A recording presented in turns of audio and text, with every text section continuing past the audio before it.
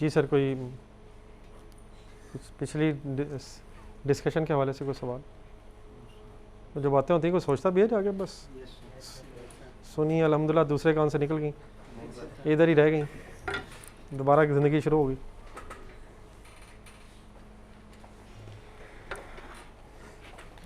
क्या बात हो रही थी जी लास्ट सेशन में? क्या 5 चीज़ें?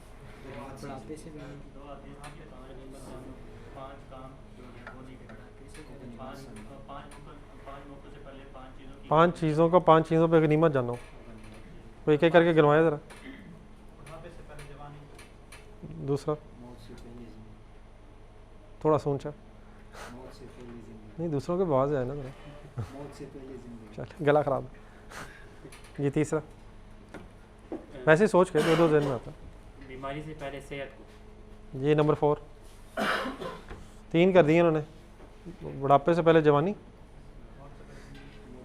मौत से पहले ज़िंदगी, आपने बीमारी से पहले सेहत,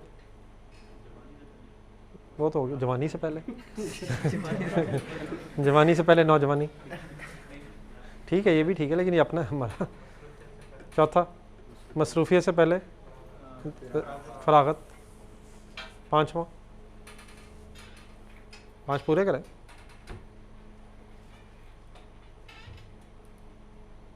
तंगदस्ती से पहले खुशहाली, गुरबत से पहले खुशहाली। ये जितनी बातें हुई हैं, इन चीज़ों में इंसान रब को भूल जाता है। मसलन जो आपने कहा बुढ़ापे से पहले जवानी में रब को भूलने का ख़तरा है, इसलिए इसे गनीमत जानो। आपने क्या कहा? नहीं, आपने कहा ज़िंदगी से पहले शायद, अच्छा चलें चेंज हो गया। आपने क्या कहा था? हाँ हाँ, सेहत में भी इंसान को लगता है कि मुझे कोई कंट्रोल नहीं कर रहा, मैं खुद फिट हूँ, तो इसमें भी अल्लाह भूलने का चांस ज़्यादा है। बीमारी में तो इंसान खुद अपने साथ साथ लोगों से भी कहता है भाईजान दुआ करो। तीसरा आपने क्या कहा था? मौत से पहले ज़िंदगी में तो खैर आपके सामने ही है। नंबर 4 फरागत वाले भी था ना, जब बंदा वेला होता है तो फ़ौरन मोबाइल पे क्लिक होता है, गेम ऑन हो जाती है, ठीक है ना। नंबर 5 तो मालदार अगर इंसान हो तो फिर उसे लगता है कि दुनिया मेरी है, सब कुछ मेरा है, तो इन चीज़ों में इंसान ज़रा गफलत का शिकार हो जाता है। तो इसलिए इसे गनीमत कहा गया है। गफलत की बजाय इस टाइम को यूटिलाइज़ करना चाहिए, ठीक है, क्योंकि जब ऑपोजिट हो जाएगा तो फिर इंसान अगर ख्वाहिश भी करेगा तो शायद पॉसिबल नहीं है। अगर बुढ़ापा आ गया तो आपकी ख्वाहिश भी अगर होगी तो शायद इबादत करना मुश्किल हो जाएगा। अगर गुर्बत आ जाए खुदा ना खास्ता तो आप कोई सदका करना भी जाए तो नहीं कर सकते।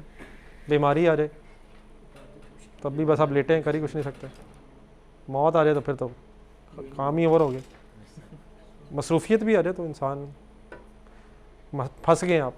जिस तरह ये पेपरों से पहले 1 महीना आता है, होश ही नहीं होती, ठीक है ना। दूसरी हदीस ये थी कि 5 इब्ने आदम के कदम, असल में इस तरह से हदीस है, इब्ने आदम के कदम क़यामत वाले दिन नहीं उठ सकेंगे अपनी जगह से जब तक वो 5 सवालों के जवाब ना दे दे। तो उसमें कौन कौन सा था? जवानी कहाँ गुजारी, माल कहाँ से कमाया, कहाँ खर्च किया, 3 हो गए। जो इल्म हासिल किया उस पर क्या अमल किया, उम्र कहाँ किन कामों में गुजारी, मतलब ओवरऑल उम्र भी है और उसमें से ख़ास तौर पे जवानी का जो पीरियड है। चलें सर, हम आज की जो डिस्कशन है वो ज़रा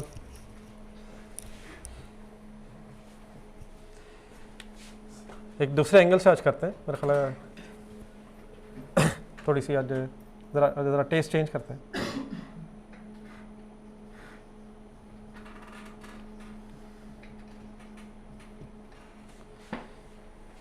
जी हमारा दीन इस्लाम है, ऐसे ही? तो ये इस्लाम क्या है? मैंने खुद ही जवाब भी दे दिया यार। इस्लाम क्या है? इस्लाम दीन है। इस्लाम दीन है यार। एक भाई ने वर्ड एक यूज़ किया मज़हब, बस यही सबसे ख़तरनाक लफ्ज़ है। मैं अभी डिस्टिंग्विश करूंगा, लेकिन आपने ज़्यादातर क्या वैसे वर्ड सुना है? इस्लाम दीन है या इस्लाम मज़हब है? नहीं, सुनते सुनाते क्या रहते हैं हम? मज़हब भी बोल देते हैं हम। अच्छा, दीन का मतलब क्या है? हम एक और लफ्ज़ भी बोलते हैं, इस्लाम एक मुकम्मल, बोलते हैं ये क्या जी? ज़ाब्ता हयात, ज़िंदगी गुजारने का मुकम्मल ज़ाब्ता हयात को अगर हम इंग्लिश में लिखें तो इस तरह से होगा, कंप्लीट कोड ऑफ लाइफ। ये कोड ऑफ लाइफ क्या मतलब है? ये कोड क्या होता है? लॉज के लिए मेरा ख्याल होता है law, code of conduct, code of ethics, जो लोग FA2 पढ़ चुके हैं, मतलब एक लॉ के एंगल से वर्ड चूज होता है। तो इस्लाम एक मुकम्मल ज़ाब्ता हयात का मतलब इस्लाम एक कंप्लीट कोड ऑफ लाइफ है। सुना है कभी जरा? असल में सर ये जो हमारा दीन है, इसके दो हिस्से मेन।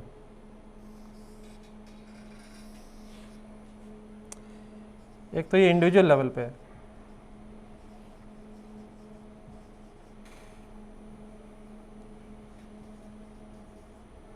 और फिर एक इंडिविजुअल के एंगल के से रिवर्स क्या कहेंगे, कलेक्टिव कह लें, या माशरे के लेवल पे, हाँ जी, सोसाइटल लेवल, इंडिविजुअल लेवल, इनफरादी ज़िंदगी में और इज्तमाही ज़िंदगी में। इंडिविजुअल लेवल का मतलब ये है कि एज अ मुसलमान हमारे कुछ अकायद हैं,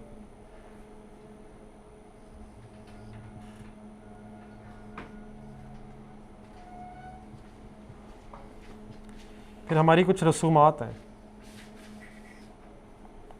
बल्कि पहले इबादत लिख लेते हैं।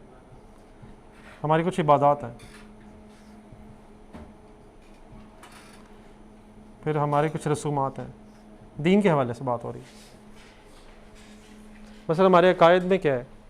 अकीदा जिसे हम कहते हैं, ईमानियात जिसे हम कहते हैं। तो 5 मेन ईमानियात। नंबर 1 अल्लाह पे ईमान, किताबों पे ईमान, रसूलों पे ईमान, फरिश्तों पे ईमान, यौम आखिरत पे ईमान।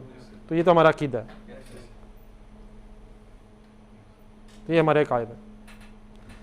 फिर हमारी कुछ इबादत है। मसलन क्या इबादत? नमाज, रोज़ा, हज, ज़कात, ये इबादत है। फिर हमारी रसूमात है। जब बच्चा दुनिया में पैदा होता है तो उस वक़्त एक हमारे रसूमात शुरू हो जाती हैं। बच्चे के कान, एक कान में अकामत पढ़ना, एक कान में अजान देना। बच्चा अगर 7 दिन का हो गया है, अकीका करना, उसका सर शायद मुंडवाना, ये सब दीनी एंगल से सोचा जाता है। फिर अगर कोई शादी हुई है तो निकाह करना, माइयों करना,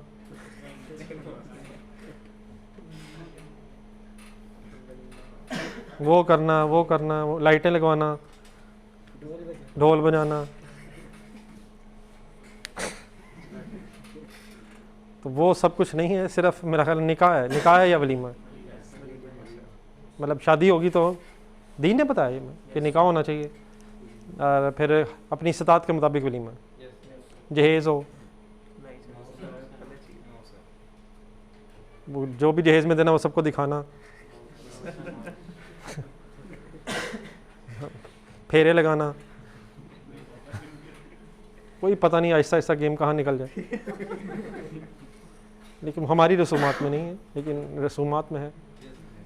तो जो भी दुनिया के मज़ाहिब हैं, अब मैंने यहाँ मज़ाहिब वर्ड बोला है, उन सब की अपनी अपनी रसूमात हैं। हमारी शादी की रसूमात सिंपल सी हैं, हमने कहा करना, वलीमा करना अपनी इस्तात के मुताबिक, और बस मेरा ख्याल और कुछ भी नहीं है दीनी वाले से अगर देखें। फिर अगर फौतगी हो जाए उस वक्त भी रसूमात है, गुस्ल देना, जनाजा पढ़ना, दफनाना, आके बिरयानी खिलाना,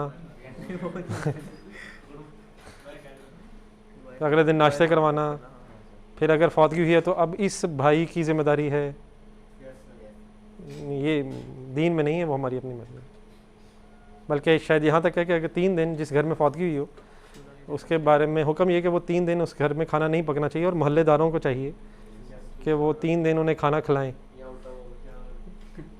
यहाँ गरीब आदमी शायद मरने से पहले भी सोचता होगा, बेचारा वो सोच तो नहीं पाता होगा, लेकिन उसके वरसा गरीब आदमी ठीक ठाक मेरा ख्याल है आजकल। और फिर ख़ास तौर पर अगर शहरों में तो अब खैर लोगों के पास टाइम नहीं है, लेकिन देही इलाकों में तो ये गेम महीना तक जाती है।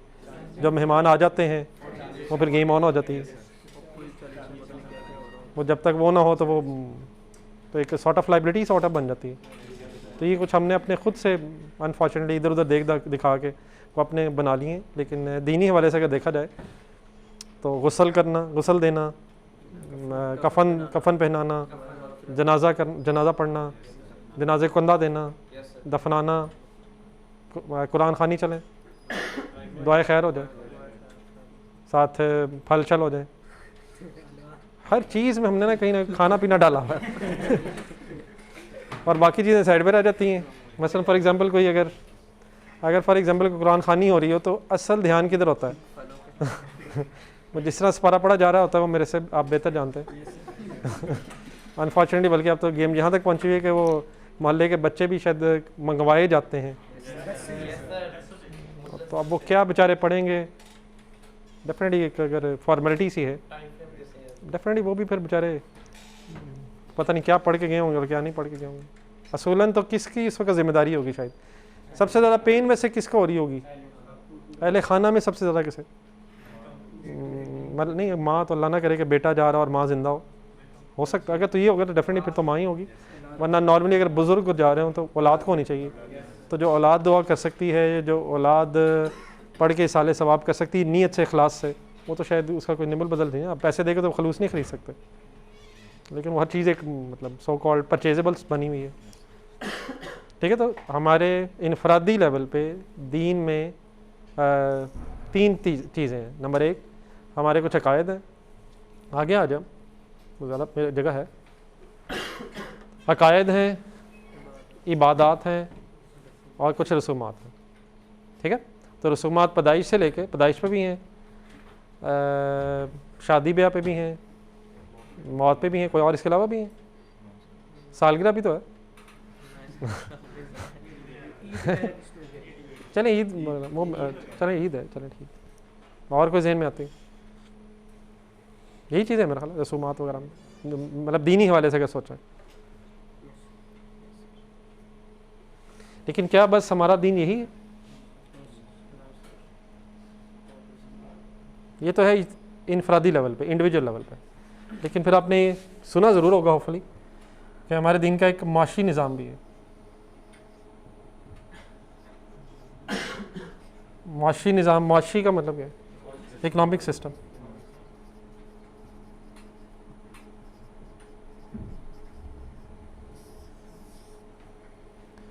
मतलब हमारे दीन में कोई ज़कात का निज़ाम भी है, वो पैसों से डील कर रहा है। हमारे दीन में कोई सूद के बारे में भी हुक्म है,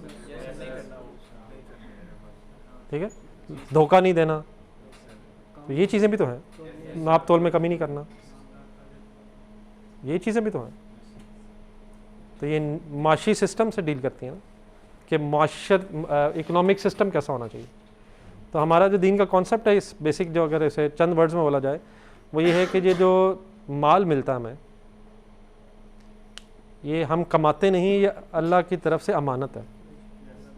ये हमारे दीन का बेसिक कॉन्सेप्ट है इकोनॉमिक सिस्टम के हवाले से। हम मेहनत तो सॉर्ट ऑफ करते हैं, नज़र आते हैं हम हाथ पाँव चलाते हुए, दिन सुबह से लेकर शाम तक बैठते तो हम हैं, या दुकान खोलते हैं या कारोबार करते हैं। लेकिन अल्लाह ताला ये कहना चाहता है कि ये मेहनत के बलबूते पे नहीं मिलता, ये मेरी मर्ज़ी है, मैं जिसको चाहूँ ज़्यादा दूँ, जिसको चाहूँ कम दूँ। क्या हकीकत यही है? ये सोलट है क्या? जो ज़्यादा मेहनत करता है उससे ज़्यादा मिलता है? ऐसे ही है। सबसे ज़्यादा मेहनत कौन करता है? एक चार्टर्ड अकाउंटेंट करता है, एक मजदूर करता है? चार्ट अकाउंटेंट करता है यार, सारा दिन बेचारा कैलकुलेटर लेकर एसी लगा के,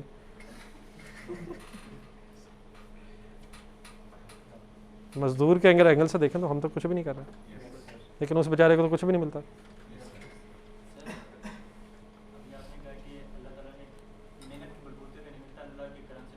नहीं, मेरी बात का मतलब वो नहीं है जो आप समझे, यकीनन बाकी सबको समझ आई तो आपको भी। हमें हुक्म है कि मेहनत करें, लेकिन मेहनत के रिज़ल्ट में क्या हमेशा मिलेगा ये ज़रूरी नहीं। हमें अल्लाह ने कहा मेहनत करो, लेकिन मेहनत के बलबूते पे ही मिलेगा, हो सकता है एंड में लॉस हो जाए। तो ये अल्टीमेटली मिलेगा नहीं मिलेगा, कितना मिलेगा, ज़्यादा मिलेगा कम मिलेगा, ये फैसला अल्लाह का, नहीं मिलेगा मिलेगा। हमें हुक्म है कि हम अपनी हलाल हराम की तमीज़ रख के मेहनत करें। हम हलाल हराम की तमीज़ रख के क्यों करें, ये भी हमें हुक्म है। अगर हमें लग रहा हो कि हराम से ज़्यादा मिल जाएगा तो हम नहीं जा सकते, चाहे लग रहा हो ज़्यादा मिल जाएगा, और हो सकता मिल भी जाए वक्ती तौर पे, लेकिन हमें उससे मना किया गया, तो इसलिए हमें मना हो जाना। तो हम मेहनत करें या बस बैठ जाएं, इसका मतलब ये हो कि हम हाथ पे हाथ रख बैठें। हम सारा दिन सोया करें और रात को पैकेज यूज़ किया करें, रिस्क तो नसीब से मिलना है। इसका ये मतलब नहीं है। हमें हुक्म है हम मेहनत करें, at the end of the day किसको कितना मिलना है ये फैसला रब का है, ठीक है। तो हमारा बेसिक दीन का कॉन्सेप्ट मईशत के हवाले से ये है कि ये जो हमें मिलता है ये अल्लाह की अता है। अब इसके क्या कॉन्सिक्वेंस होंगे अगर अल्लाह की अता है ये, फिर ये इस्तेमाल भी वैसे ही होगा जैसे अल्लाह को हुक्म होगा। अगर फॉर एग्ज़ाम्पल ये कॉन्सेप्ट बन जाए कि ये मैंने कमाया है, तो फिर इसका ऑटोमेटिक इफ़ेक्ट क्या होगा कि मैं अपनी मर्ज़ी से जहाँ दिल करेगा इस्तेमाल करूँगा। मेरी मर्ज़ी मैं इस पैसे से यशी करूँ, मेरी मर्ज़ी मैं इस पैसे से नमूद नुमाइश करूँ, मेरी मर्ज़ी मैं इस पैसे को इस तरह इस्तेमाल करूँ कि लोग बेचारे इन्फीरियरिटी कॉम्प्लेक्स का शिकार हो जाए। मेरी मर्ज़ी मैं जो मर्ज़ी करूँ, फिर तो ये वर्ड्स होंगे, मेरी ज़िंदगी मेरी मर्ज़ी, ऐसे ही ना। लेकिन क्या ये ज़िंदगी मेरी है? तो बिल्कुल इसी तरह ये माल अगर, लेकिन ये कॉन्सेप्ट बन जाए जो बना हुआ है, शायद क्या कॉन्सेप्ट है ऐसा, मेरा माल है, तो जब मेरा माल होगा तो फिर मेरी मर्ज़ी भी होगी। लेकिन हमारे दीन का कॉन्सेप्ट क्या है कि ये माल अल्लाह का है, अल्लाह ने दिया है। अच्छा, अल्लाह ने क्यों दिया, मुझे क्यों दिया, उसको क्यों नहीं दिया? नहीं, वो तो पहली बात तो अल्लाह की मर्ज़ी है, लेकिन मेरी आजमाइश हो रही है। किस चीज़ की आजमाइश? क्या मैं नहीं मतलब मुझे अगर मिला है तो मेरी किस चीज़ की आजमाइश है? क्या अब मुझे देखा जा रहा है मैं इसका करता क्या हूँ, मैं इसको क्या मैं इसे वैसे यूज़ करता हूँ जैसे मुझे कहा गया है, या वैसे यूज़ करता हूँ जैसे मेरा दिल करता है? अब यकीनन अपनी इंसान की बेसिक नीड्स भी हैं, ज़रूरियात भी हैं, उन ज़रूरियात को पूरा करना बिल्कुल गलत नहीं है, लेकिन अब वो ज़रूरियात कहाँ तक हैं और वो कब ख्वाहिशात में कन्वर्ट हो जाती हैं और कब वो अय्याशियों में कन्वर्ट हो जाती हैं, ये फिर अगर इंसान इस रास्ते पे आगे बढ़ना शुरू हो जाए और ये चीज़ जहन से निकल जाए कि ये तो अल्लाह की तरफ से अमानत का बल्कि कॉन्सेप्ट है, ये अल्लाह ताला की तरफ से हमारे पास अमानत है। अमानत क्या होती है? जो वापस करनी होती है। और अगर फॉर एग्जांपल जिसने दी है वो अलाउ कर दे यार इसमें से ये तो कर ले, तो बस वही होगा, उसके अलावा नहीं होगा। और अगर वो भी अलाउ ना करे तो फिर वो भी नहीं होगा। अमानत तो एज इट इज़ रिटर्न करनी होती है। तो मेरा ख्याल एक sort of east and west का डिफरेंस हो जाएगा इस थिंकिंग में।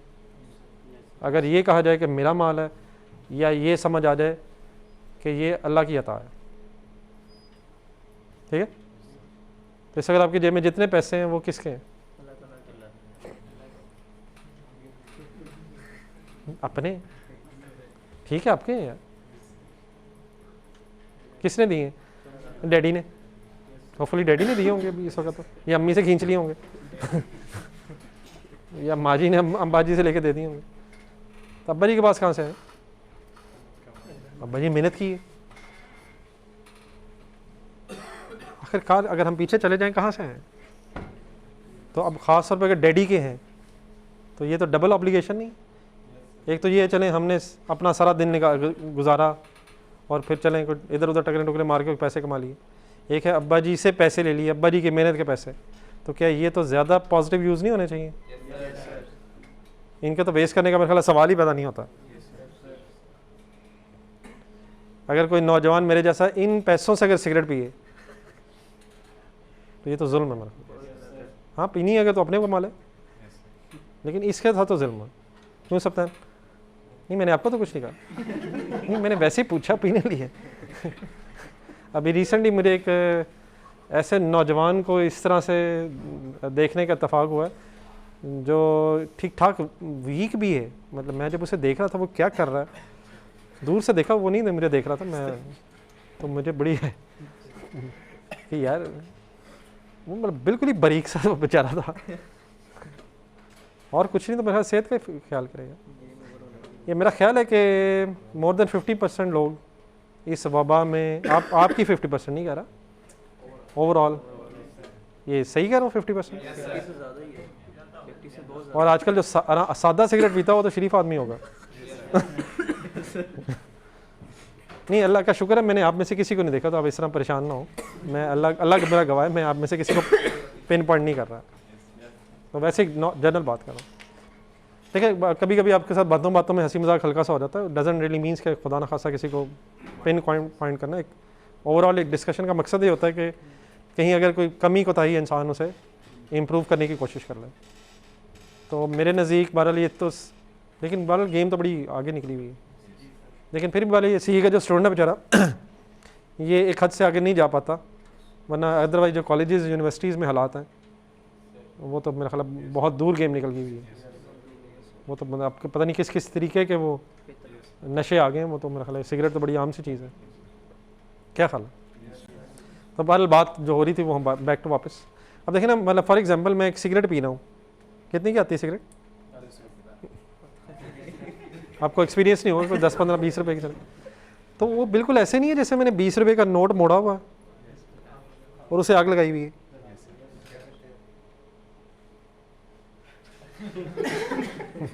लेकिन अच्छा लगता है, नहीं इस उम्र में अच्छा लगता है, वो फिल्मों में भी होता है, ड्रामों में भी होता है, हीरो खास तौर पे जो होता है वो लगा होता है, हीरो होता ही वो है। जो सबसे बदतमीज़ आदमी होता है वो हीरो होता है, तो हर इंसान नौजवान का भी दिल करता है मैं भी ऐसा ही हूँ। जो बिल्कुल वेला होता है, फिल्म में कुछ भी नहीं करता वो एंड में हीरो निकलता है, दिखाया तो यही जाता है। जो कोई शरीफ आदमी होता है उसको तो बल्कि वो तंज और मजाक का पूरी फिल्म में निशाना बनाया होता है, तो इंसान का दिल करता है फिर।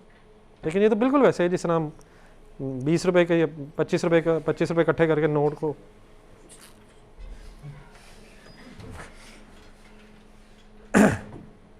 लेकिन बहरहाल मैं कम से कम ये ज़रूर कहूँगा, बाकी बातें तो अपनी जगह। अब ये कोई इस चक्कर में ना पड़ जाएगी ये हराम है हलाल है, मैं वो फतवा नहीं दे रहा, लेकिन कम से कम सेहत का ज़्यादा ज़रूर है।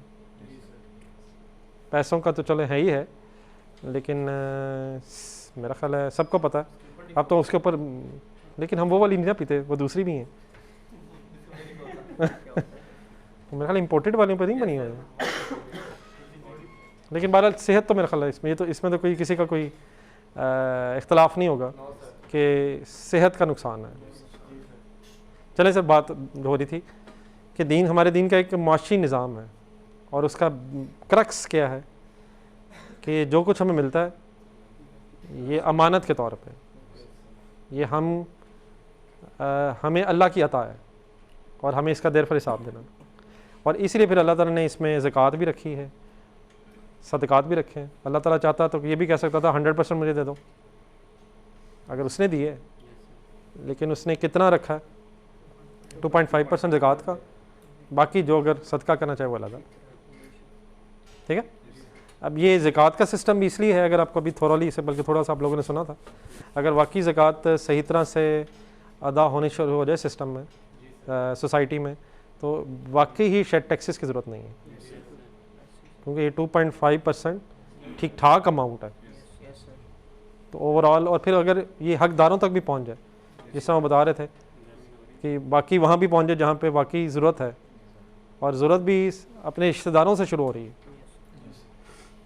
ठीक है, तो अगर इसको पूरा सिस्टम के तौर पर अगर देखा जाए तो देखिए हमारे दीन में ये नहीं है कि अमीर गरीब बिल्कुल बराबर हो जाए, ये अचीवेबल नहीं है और ना ही ये रिक्वायर्ड है, लेकिन इतना डिफरेंस ना हो कि गरीब आदमी बेचारा 2 वक्त की रोटी के लिए भी तरसता रहे और अमीर आदमी के की यशी ही पूरी नहीं हो रही, वो कभी दुनिया किसी कोने पहुंच गया, कभी किसी कोने पहुंच गया।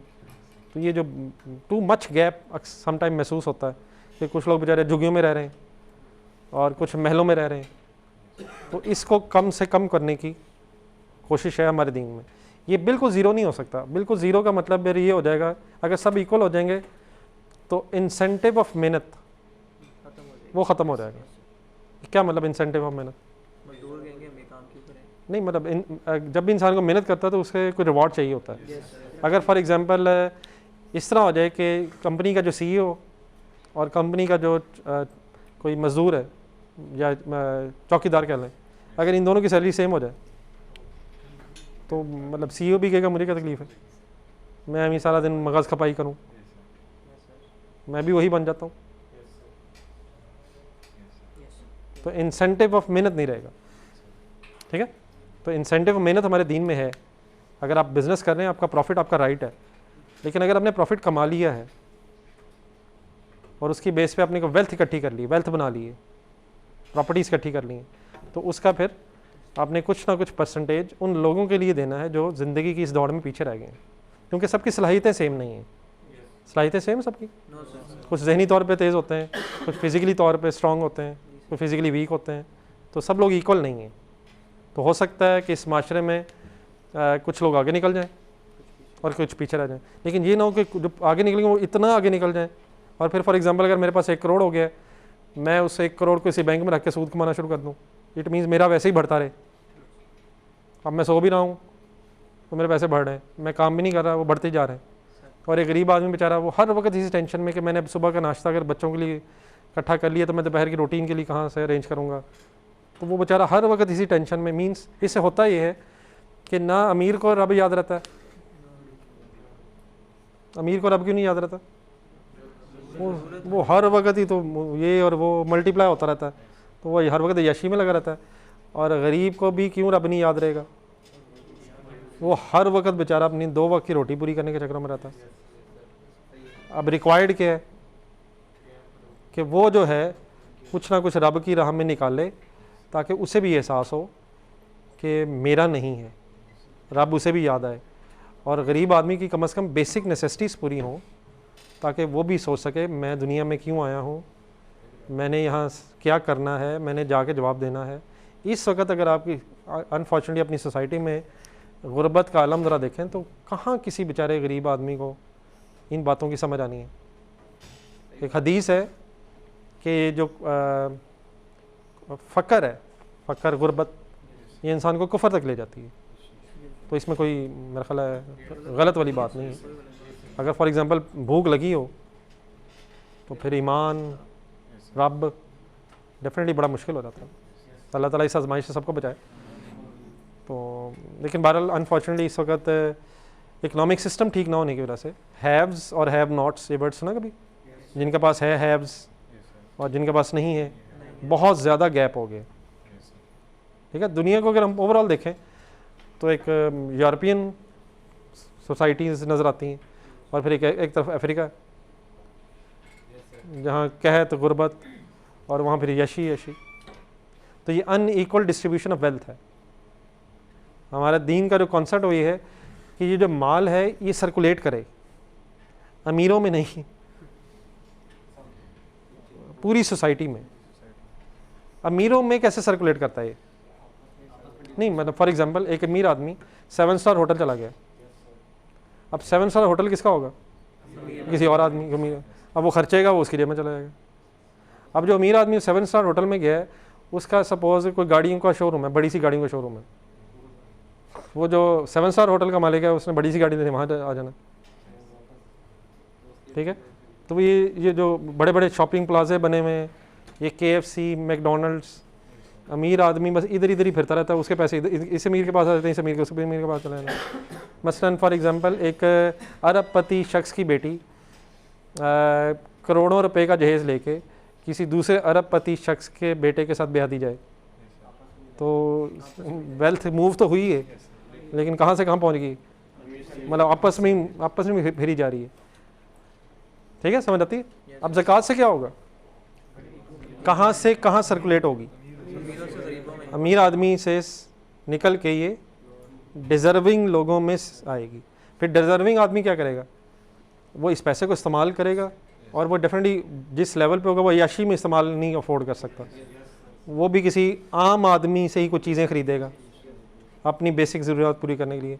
तो वो जिस आम आदमी के पास जाएगा, मतलब फॉर एग्जांपल वो अपने कपड़े लेने के लिए किसी आम दुकान पर जाएगा, वो भी किसी गरीब आदमी है, वो कुछ उसका सर्कल चलेगा, ठीक है, उसका कुछ ज़िंदगी का सिलसिला आगे बढ़ेगा। वरना हो क्या रहा है इस वक्त, अमीर का पैसा अमीर में ही और वो गरीब तक आ ही नहीं रहा। फिर ये सूद इसलिए मना है ताकि रादर देन बैंकों में जाए, ये इससे इंडस्ट्री लगे, ये इन्वेस्ट हो, ये बिजनेस वेंचर्स में इस्तेमाल हो। मसलन अगर आपके पास पैसे सेव हैं तो एज इट इज़ बैंक में रखवा के आपको रिटर्न ना मिले, रादर देन आप क्या करें, इससे कोई बिजनेस करें, इन्वेस्टमेंट करें। फॉर एग्जांपल को फैक्ट्री लगाएं, अब फैक्ट्री लगाने से क्या होगा, एम्प्लॉयमेंट अपॉर्चुनिटीज जनरेट होंगी। तो अब पैसा जो है सिर्फ कहीं एक जगह नहीं रहेगा, उससे सर्कुलेशन में आएगा।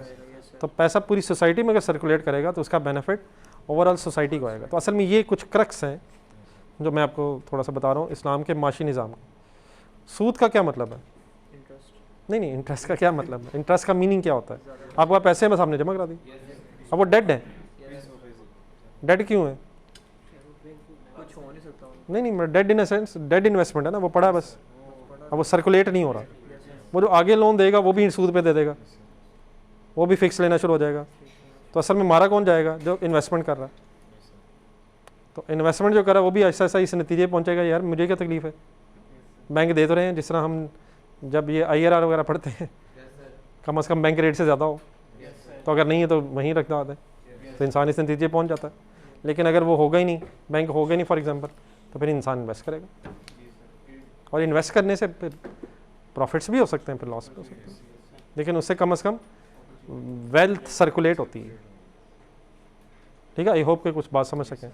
तो हमारे दीन का एक इकोनॉमिक सिस्टम भी है। नंबर 2, फिर हमारा एक माशरती सिस्टम भी है, माशरती निज़ाम भी है, सोशल सिस्टम।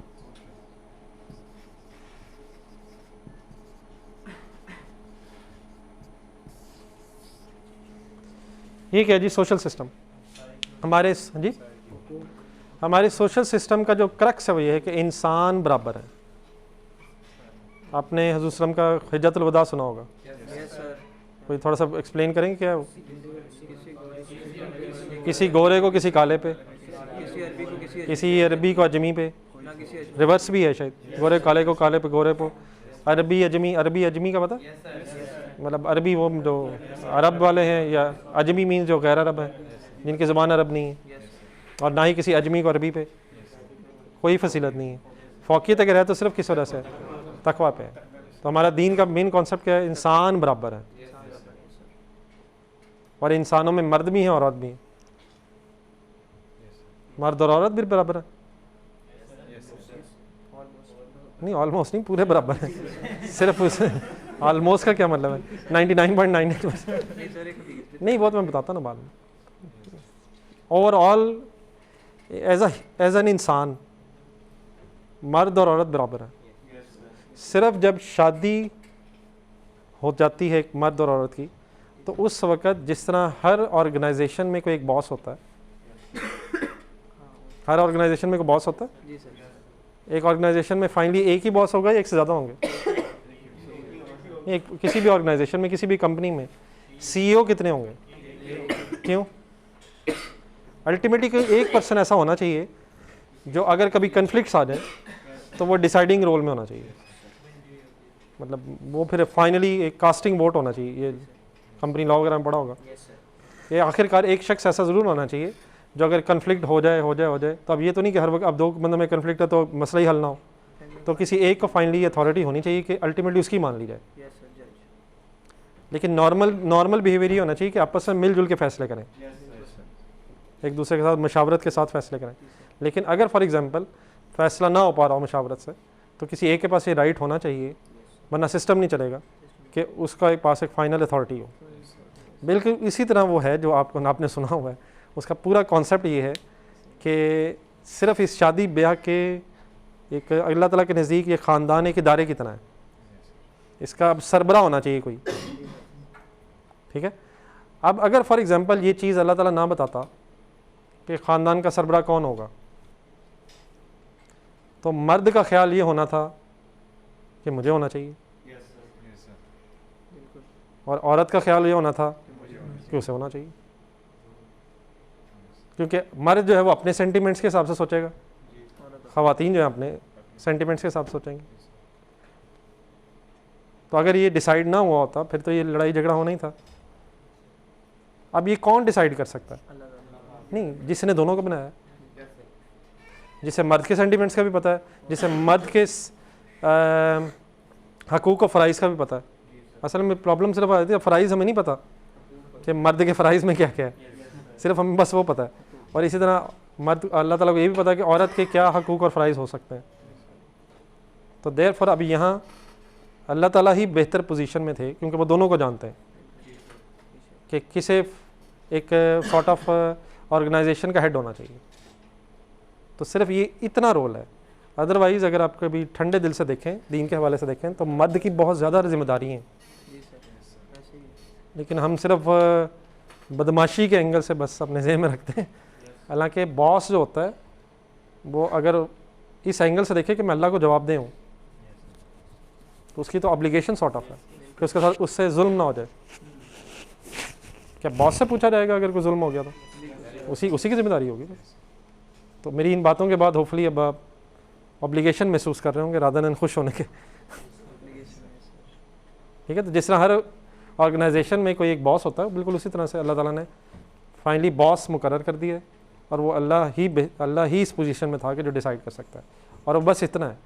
अब उसमें भी ये है कि जब भी कोई फ़ैसला हो रहा हो तो एक दूसरे से मुशावरत की जाए, और अगर कोई फ़ाइनल डिसीजन ना हो पाए तो बिल्कुल वो बस वो इतना सा है, ठीक है।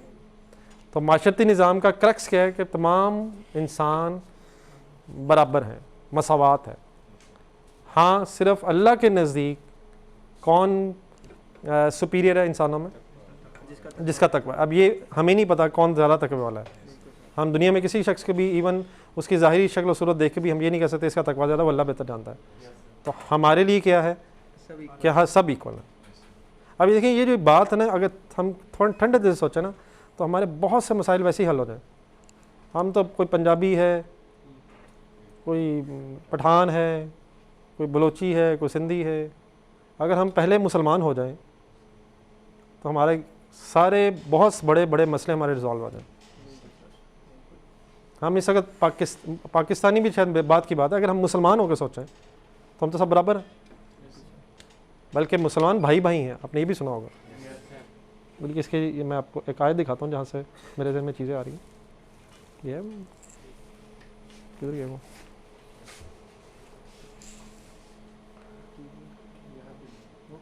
चलो मेरे ख्याल वैसे ही खुल जाएगा।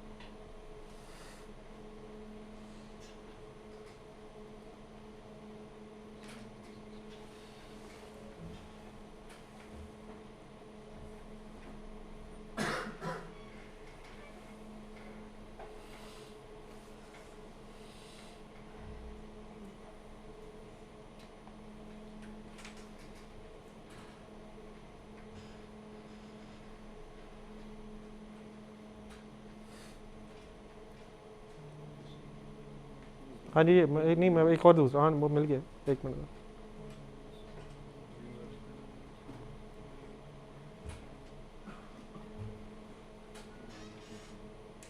ये दो आयत में एक तो ये है ना, इन्नमल मुमिनूना इख्वा, the believers are but one brotherhood.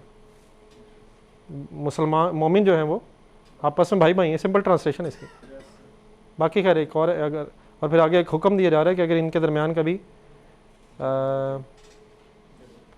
अगर ये कभी आपस में लड़ पड़े तो इनको इनमें आपस में सुलह कराओ। हम क्या करते हैं हम और तीली लगाते हैं बल्कि अगर लड़ाई ना भी हो तो हम वो फलाना तेरे वाले ए कहता है, फलाना ए कहता है, नहीं मतलब हम उभार रहे होते हैं, कदे सुने फलाना तेरे बारे ची कहता, हम इन चक्करों में होते हैं। और अगर दो लड़ पड़े तो हम और इन्जॉय करने के लिए और कौन सी तीली लगाते हैं। असल में सर मसला ये है, ये सारी बातों का की वजह क्या है। एक सोसाइटी में अगर पीस होगा ना तो इंसान अपनी आखिरत के हवाले से तैयारी कर सकेगा। अगर हर वक्त ये फजूलियात, तो इन फजूलियात में इंसान टाइम वेस्ट करके अपनी आखिरत की ज़िंदगी के हवाले से अपनी जब प्रिपरेशन है उसे भूल जाएगा। तो ये दुनिया पीसफुल रखना चाहते हैं अल्लाह ताला, ताकि इंसान का सारा फोकस किधर हो कि मैं अपनी आखिरत की ज़िंदगी में आगे से आगे बढ़ सकूँ। वरना अगर इन्हीं पेटी इश्यूज़ में इंसान इन्वॉल्व रहे तो डेफिनेटली इंसान का टाइम वेस्ट हो रहा है। ठीक है, तो मतलब मकसद इस सारी स्टोरी का ये, तो क्या हम आपस में भाई भाई हैं। नंबर 2, फिर जो मैंने अभी ये बात की कि कोई पंजाबी बन गया, कोई कुछ बन गया, यहाँ शायद ये सारी ये जब डिफरेंसेस हमने क्रिएट कर लिए हैं उनकी निगेशन आ रही है। या यू नास, बल्कि इंसानों से कहा जा रहा है, सिर्फ मुसलमानों से भी नहीं कहा जा रहा। ए इंसानों, ओ ह्यूमैनिटी, हम बेशक हमने तुम्हें पैदा किया है एक मर्द और औरत से, और फिर हमने तुम्हें कबाइल और ज़ातों सॉर्ट ऑफ में, ट्राइब्स, ये ज़ातें भी हैं, कोई फलानी ज़ात का है, कोई फलानी ज़ात का है। तो अल्लाह ताला कह रहा है हमने ही तुम्हें डिवाइड किया है। कोई किसी कबीले में पैदा हो गया, कोई किसी ज़ात में पैदा हो गया, इसमें हमारा कोई अपनी चॉइस है? कोई पठान घर पैदा हो गया, कोई पंजाबी घर पैदा हो गया, कोई बंगाली घर पैदा हो गया, ये कोई हमारी चॉइस तो नहीं है। तो अल्लाह ताला ने कहा ये हम नहीं किया, क्यों किए? बस एक दूसरे की पहचान के लिए। मसलन फॉर एग्जांपल अगर सब एक जैसे ही होते तो शायद एक दूसरे को डिस्टिंग्विश करना बस मुश्किल होना था, डिस्टिंग्विश नहीं कर पाता था। तो अल्लाह ताला कह रहे हैं हम एक दूसरे का तारुफ के लिए बस हमने ये किया। वरना इन्ना अक्रमकुम, तुम्हारे में से अक्रमा का मतलब है मोस्ट नोबल। नोबल क्या होता है?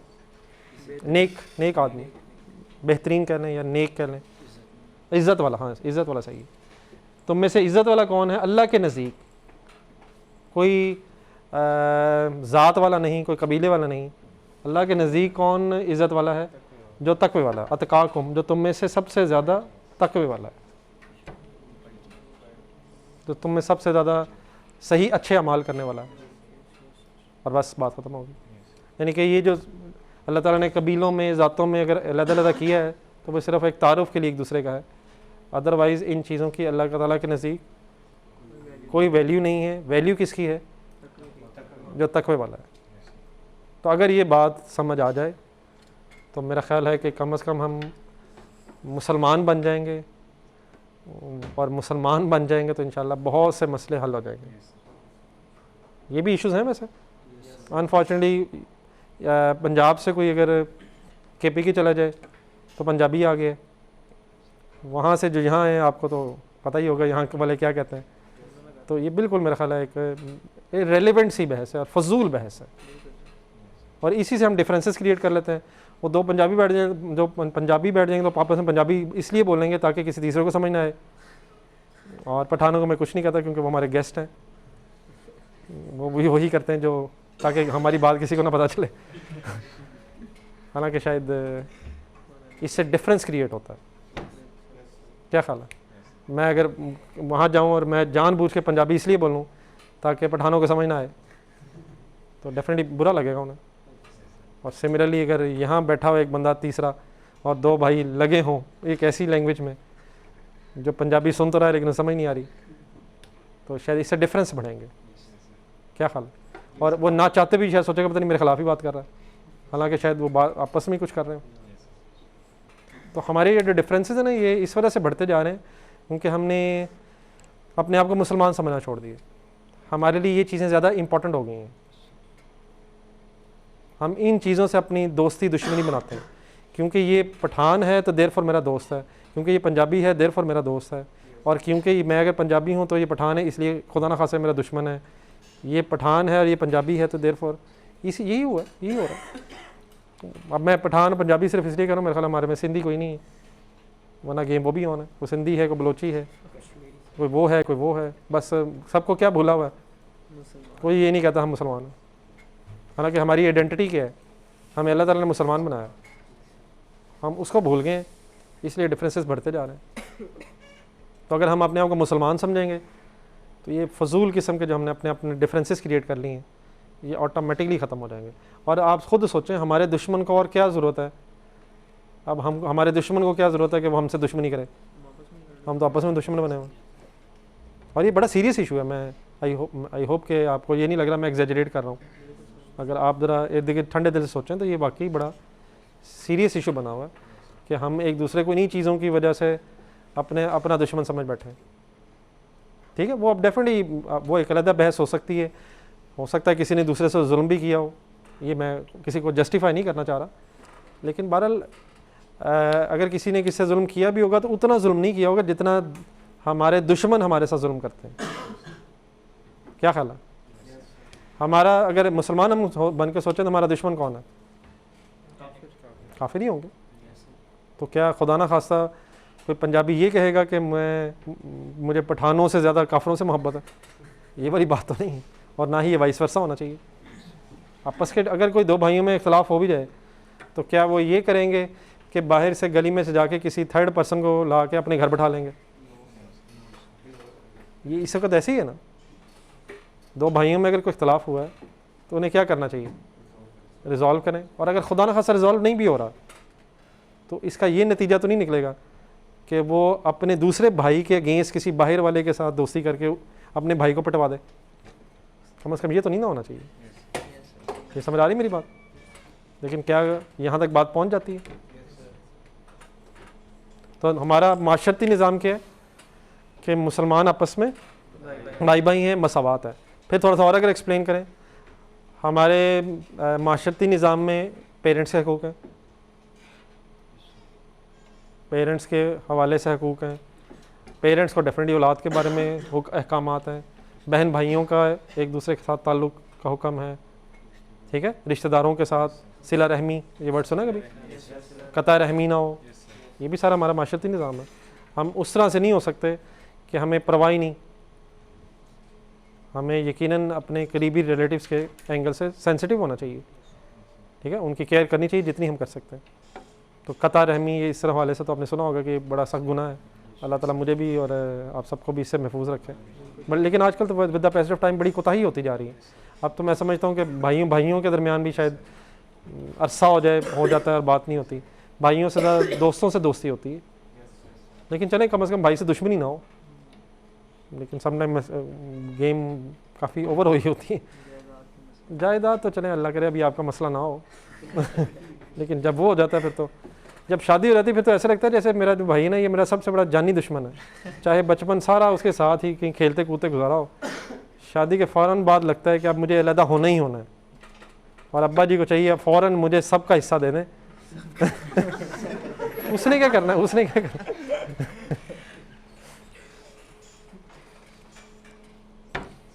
ठीक है सर।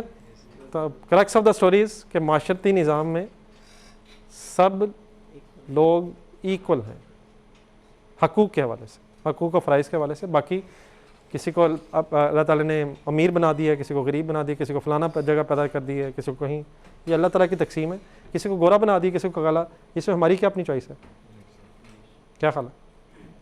तो इस वजह से कि कोई गोरा या कोई काला है वो दूसरे को अगर लान तान करना शुरू हो जाए, ठीक है, तो ये बिल्कुल एक अजीब सी शायद बात है। कम से कम अजीब सी बात क्यों है? क्योंकि जो फॉर एग्ज़ाम्पल काला है उसमें उसका क्या कमाल है या कसूर है, और जो गोरा पैदा हो गया है उसमें उसका क्या कमाल है? क्या उसने पेंट कर करके अपने आप को किए? ये तो गिवन है। किसी के कोई देखने में अच्छा है, खूबसूरत है, कि कोई नहीं है, तो इस वजह से भी ये तो अल्लाह ताला की तरफ से, क्या ख्याल? लेकिन सिर्फ इस वजह से कि वो बड़ा बदसूरत सा सॉर्ट ऑफ है, एम ही उसे डिग्रेड करना। किसी का कद छोटा है उसको ऐसे बुरे बुरे नामों से पुकारना, क्या ख्याल है? लेकिन ये सब आम चीज़ें हैं। हालांकि इसमें किसी का कद छोटा है, किसी का लंबा हो गया है, ये मेरा ख्याल है कोई खींच के ना लंबा कर रहा है, ना कोई दबा दबा के अपने को छोटा कर रहा है। अल्लाह की तरफ से गिवन है ये। ठीक है जी। तीसरा कोई क्वेश्चन तो नहीं आता? फिर थर्ड और लास्ट, फिर इस्लाम का एक सियासी निज़ाम भी है, पॉलिटिकल सिस्टम। पॉलिटिकल सिस्टम का क्रक्स ये है कि अल्लाह ताला ने इंसान को दुनिया में हाकिम बना के नहीं भेजा। हाकिमियत अल्लाह की है, इंसान को अल्लाह ताला ने नाइब मीन्स, आपने एक वर्ड सुना होगा, खलीफा बना के भेजा। खलीफा का मतलब होता है नाइब, और खलीफा का कॉन्सेप्ट ये होता है कि उसे जो हुक्म मिलता है वो उसे नाफिज करता है। इसके बेस्ट एग्जांपल समझने के लिए है, अगर आज से हम तकरीबन 100 साल पीछे चले जाएं, तो जब अंग्रेज़ पाकिस्तान में था तो आपने एक वर्ड सुना होगा कि वाइसराय होता था। वो वाइसराय असल में मलका बरतानिया का नॉमिनेटेड एक पर्सन होता था। हुकूमत मलका बरतानिया की थी, लेकिन वो शख्स जो वाइसराय था वो मलका बरतानिया का नुमाइंदा था। अब उस वाइसराय की क्या ड्यूटी होगी कि जो अहकामात उधर से आते हैं उनको यहाँ नाफिज करे। और अगर फॉर एग्ज़ाम्पल किसी जगह मलका बरतानिया का हुक्म नहीं है तो वहाँ अपनी मर्ज़ी से उन प्रिंसिपल्स को जहन में रख के जो मलका बरतानिया की हुकूमत को कायम रखने के लिए ज़रूरी है अपनी जजमेंट यूज़ करें। हो सकता है कि किसी स्पेसिफिक इशू में कोई हुक्म ना आया हो सकता है। अगर नहीं है तो उसका काम क्या होगा? अगर सारे स्पेसिफिक हुक्म मौजूद हैं तो उसका काम ये होगा कि उन्हीं अहकामात के मुताबिक अमल करे। लेकिन अगर किसी स्पेसिफिक एरिया में हुक्म मौजूद नहीं था तो वो क्या करता होगा? अपनी बेस्ट जजमेंट यूज़ करता होगा, लेकिन किस दायरे के अंदर अंदर रह के, कि मतलब ये तो नहीं हुक्म कि इसमें सल्तनत को भेज दूँ किसी और को। हुकूमत उसी की रहे, लेकिन उसकी हुकूमत अच्छे तरीके से चल सके, जो बेस्ट जजमेंट उसकी होगी उसके मुताबिक वो वहाँ फ़ैसला करता होगा जहाँ उसका हुक्म नहीं है। बिल्कुल सेम कॉन्सेप्ट अगर हम समझने के लिए आ जाएं दीन के हवाले से, तो फॉर एग्ज़ाम्पल आप किसी ऑर्गेनाइजेशन के बॉस हैं। अभी हम पूरे मुल्क की हुकूमत एक सेकंड रहने देते हैं। किसी ऑर्गेनाइजेशन में आप बॉस हैं, तो आप एक मुसलमान हैं, आपको अगर अपने बॉस बना दिए तो अब आपका काम क्या होगा? अपनी मनमानी के काम जारी करें। लोग कोई नमाज़ पढ़ना चाहते हैं तो उनका नमाज पढ़ना ही उनके लिए मुश्किल बना दें। आपका काम क्या होगा? आप ये देखें कि मुझे इस सीट पे बैठ के, मेरे इस सीट पे बैठ के अल्लाह ताला के कौन से अहकामात मेरे पे आयद होते हैं और उन अहकामात को इम्प्लीमेंट करने की कोशिश करें। मीन्स अल्लाह ताला की बताए हुए अहकामात की खिलाफवर्जी आप नहीं कर सकते। हाँ, अगर फॉर एग्ज़ाम्पल कोई स्पेसिफिक इशू ऐसा है जिस पर अल्लाह ताला को हुक्म नहीं है तो वहाँ आप अपनी जजमेंट यूज़ करें, लेकिन दीन के दायरे के अंदर रहते रहते हैं। इसी को अगर हम हुकूमत के लेवल पे ले जाएं तो फॉर एग्ज़ाम्पल कोई वज़ीर आज़म है, कोई सदर है, उसका क्या काम होगा? क्या वो हुक्मरान बन गया है? हुक्मरान का मतलब हुक्म, क्या वो हुक्म चलाने वाला बन गया है या वो अल्लाह का नुमाइंदा बन गया? अब उसका काम क्या होना चाहिए कि अल्लाह ताला के अहकामात जो हैं उनको एज़ इट इज़ इम्प्लीमेंट करें, और जहाँ नहीं है वहाँ कुरान और सुन्नत को जहन में रख के अपनी जजमेंट यूज़ करे और उस जजमेंट के मुताबिक जो उसे सही लगता है वो अमल कर ले। आपने सुना होगा कोई इज्तिहाद लफ्ज़ सुना कभी? मतलब इसका एक तो होता है ना कुरान और सुन्नत में जो डिफाइंड है, लेकिन अगर कोई स्पेसिफिकली डिफाइंड नहीं, कोई ऐसा प्रॉब्लम आ जाए तो उसको कुरान और सुन्नत की रोशनी में जहन में रख के उस पर जजमेंट पास करना, अमल मतलब अब इस पर क्या किया जाए उस रोशनी में, उसे फिर सॉर्ट ऑफ फतवा कह लें चलें कि अब इस पर जो अमल किया जाएगा वो फिर इज्तिहाद सॉर्ट ऑफ कहलाता है। ठीक है, तो कहाँ लेकिन करना वो जहाँ दिल करे या जहाँ का अल्लाह ताला का कुछ स्पेसिफिक हुक्म नहीं है, वहाँ अल्लाह ताला की दी हुई हदायत को जहन में रख के अपना फ़ैसला करे, लेकिन अपना फ़ैसला अपनी मर्ज़ी से नहीं, बताए हुए प्रिंसिपल्स के अंदर रह के। ठीक है, और अगर फॉर एग्ज़ाम्पल ये नहीं हो रहा, हुक्मरान अपने आप को ही सब कुछ समझ रहा है और उसका जो दिल करता है वो फ़ैसले करता है, तो फिर ये इस्लाम का निज़ाम नहीं है, इस्लाम का सियासी निज़ाम नहीं है, फिर ये दुनिया के बनाए हुए निज़ाम है जो इस वक्त शायद हमें नज़र आते हैं। ठीक है, तो अब उसका नाम सदर हो, जो हुक्मरान का नाम सदर रख लें, आप वज़ीर आज़म रख लें, खलीफा रख लें, नाम जो भी रख लें, अगर वो क्या कर रहा है, इवन बादशाह भी चाहे रख लें, अगर वो अल्लाह ताला के अहकामात के मुताबिक फ़ैसले कर रहा है तो वो इस्लाम का सियासी निज़ाम है। शायद वर्ड्स में इतना इशू नहीं है लेकिन अमल में इशू। फॉर एग्ज़ाम्पल मैं अपना नाम तो रख लूँ कि खलीफा जवाद, लेकिन हरकतें मेरी वो जो ट्रम्प की ना हो, मतलब इधर से निकल जाता हूँ मैं, ज़रा कहीं दूर चला जाता हूँ। ठीक है, तो नाम शायद इतना इम्पोर्टेंट नहीं जितना हरकतें इम्पोर्टेंट हैं। ठीक है, तो सियासी निज़ाम का क्रक्स क्या है जी? क्रक्स अगर आपसे पूछा जाए कि इंसान हुक्मरान नहीं है, नाइब है। ठीक है, नंबर 2 वापस अगर चले, माशरती निज़ाम का क्रक्स क्या था? मसावात है, मुसलमान भाई भाई हैं। माशी निज़ाम का क्रक्स क्या था?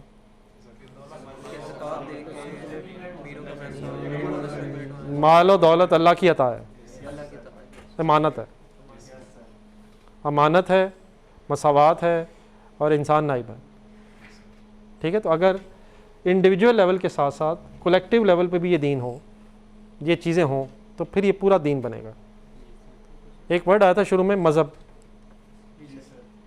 मज़हब का जो वर्ड है ना, वो आजकल की इस दुनिया में सिर्फ इस्तेमाल हो रहा है इंडिविजुअल लेवल के लिए। मतलब एक इंसान अपनी इंडिविजुअल लाइफ में किन अकायद, इबादत और रसूमात की बेस पे ज़िंदगी गुजार रहा है, ये मज़हब होता है। तो दुनिया में बहुत से मज़ाहिब हैं। फ़र्ज़ करें कोई हिंदू है, उसके भी अकायद होंगे, उसकी भी कोई इबादत होंगी, वो बुतों के सामने खड़ा हो जाता होगा, हाथ जोड़ के खड़ा हो जाता होगा, वगैरह वगैरह। उसकी भी रसूमात है, उसकी भी शादी होती है, वो भी वो करता है। कोई फॉर एग्ज़ाम्पल क्रिश्चियन है, उसके भी अकायद हों, उसकी भी इबादत के तरीके हैं, उसकी भी रसूमात हैं। ठीक है, तो हर मज़हब के अपने अपने इंडिविजुअल लेवल पे हैं।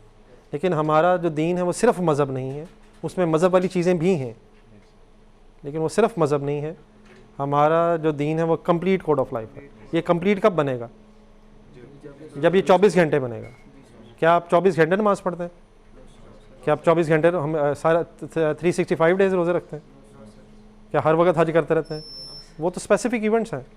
तो इसका मतलब ये हुआ कि अगर हमने 5 नमाज़ें पढ़नी हैं तो उसके बाद दीन ख़त्म हो गया।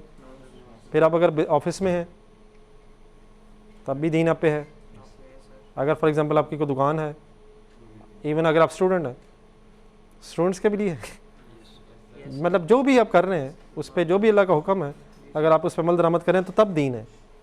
वरना अगर फॉर एग्ज़ाम्पल मैं नमाज़ पढ़ूँ और आके अपना सूदी कारोबार फिर शुरू कर दूँ, तो ये मेरी अपनी मर्ज़ी है, लेकिन ये दीन की हिदायत नहीं है।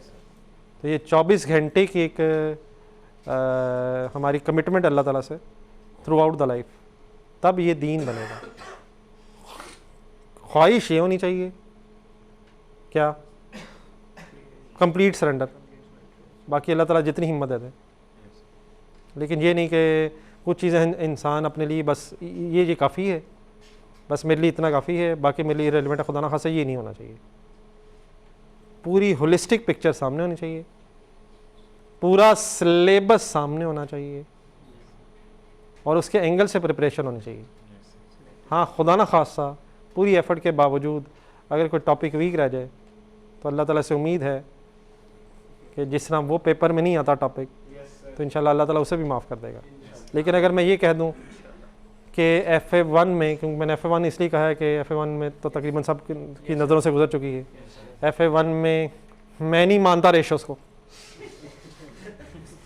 तो ठीक है आप कह सकते हैं, लेकिन अगर ICAP ने मान लिया तो आप फारिग हो जाएंगे। मैं नहीं मानता रिवैल्यूएशन, ये नहीं है। हाँ, ये हो सकता है कि आपकी बेस्ट एफर्ट के बावजूद रेशोज़ वैसे तैयार ना हो जैसे उनका हक था, और रब अल्लाह करे पर्दा रख ले। लेकिन अगर आप अपनी मीन्स उसे सिलेबस आपने डिफ़ाइन नहीं करना। सिलेबस डिफ़ाइन करना किसका काम होता है? जिसने रिज़ल्ट डिक्लेयर करना हो। क्या ख्याल है? अगर आपने मेडिकल का पेपर, मेडिकल का रिज़ल्ट अल्टीमेटली लेना है, तो ICAP के पास कोई राइट नहीं है कि वो सिलेबस डिफ़ाइन करे। वो राइट किसके पास चला जाएगा? वो जो भी उनका मेडिकल एसोसिएशन जो भी होगी। अगर आपने कोई इंजीनियरिंग का इम्तिहान पास करना है तो वो राइट उनके पास चला जाएगा। अगर आपने ICAP का पास करना है तो आपका ये राइट कि सिलेबस में क्या होगा ये आई कैप डिफ़ाइन करेगा। हाँ, आपको अगर इख्तलाफ है तो आप ना आएँ, ठीक है, लेकिन यहाँ हमारे पास ये भी चॉइस नहीं है। तो ये सिलेबस किसने डिफ़ाइन कर दिए? अल्लाह ताला ने। हो सकता है हमें मुश्किल लगता हो, उसका तरीका क्या है कि हम अल्लाह से दुआ करें कि या अल्लाह इसे आसान कर दे। बल्कि हमारी कोशिश क्या होती है, जब भी कोई टॉपिक आपको मुश्किल लगता है आप तो ज़्यादा एफर्ट इसके लिए करते हैं और एफर्ट करने से वो आसान हो जाता है।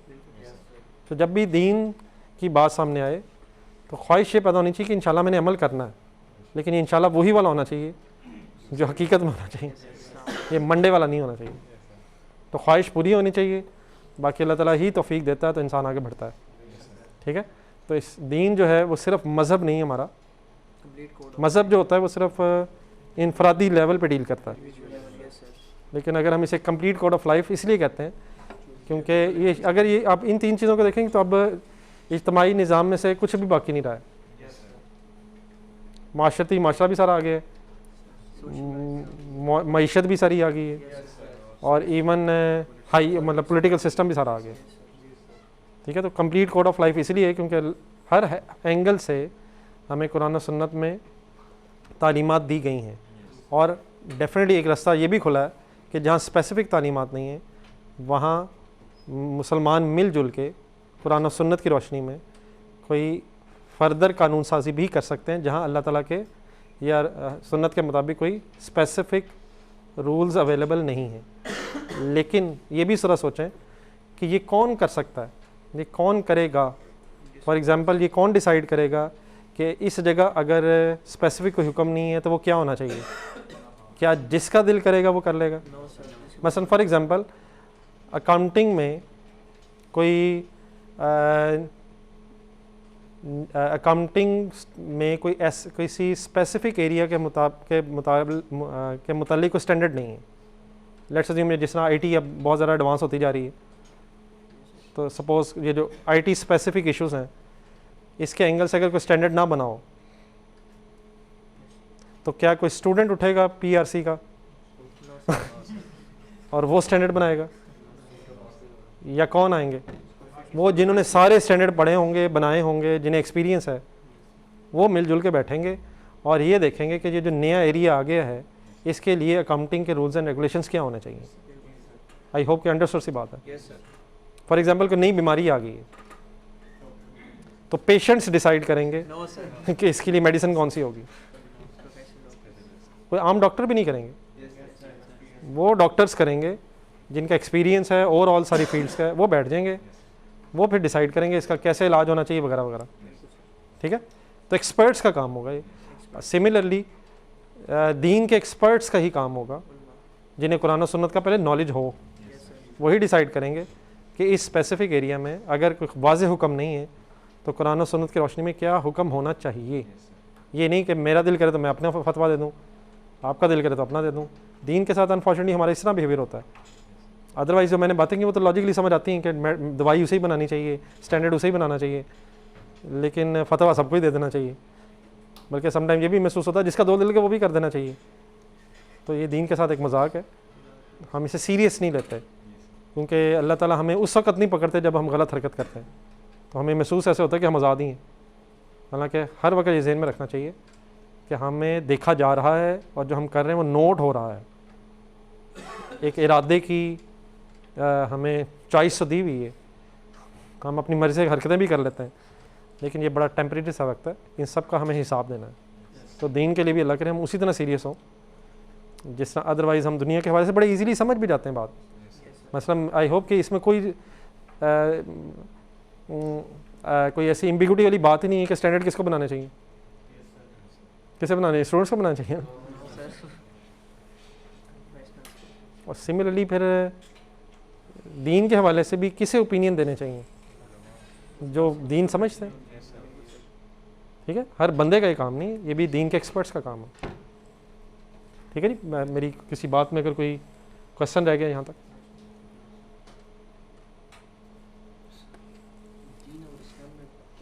दीन और इस्लाम, इस्लाम दीन है, इस्लाम एक कंप्लीट कोड ऑफ लाइफ, इस्लाम हमारा दीन है, हम यही कहते हैं ना, तो इस्लाम एक दीन है। दीन और इस्लाम में तो मेरा ख्याल है कोई फ़र्क नहीं। दीन में क्या, अगर आप मेरा ख्याल आजकल के दौर में अगर हम इसकी ट्रांसलेशन करना चाहें तो एक सिस्टम है, तो इस्लाम भी एक सिस्टम ऑफ लाइफ है। तो इस्लाम एक सिस्टम ऑफ लाइफ है, अगर थोड़ा सा हम इंग्लिश के वर्ड्स बीच में लाना चाहें। जी कोई और? ज़्यादा बोर तो नहीं किया मैंने आपको? चले मेरे ख्याल आज काफ़ी होगी बात। जज़ाकल्लाह, अल्लाह हाफ़िज़। नमाज का टाइम हो जाता है अभी?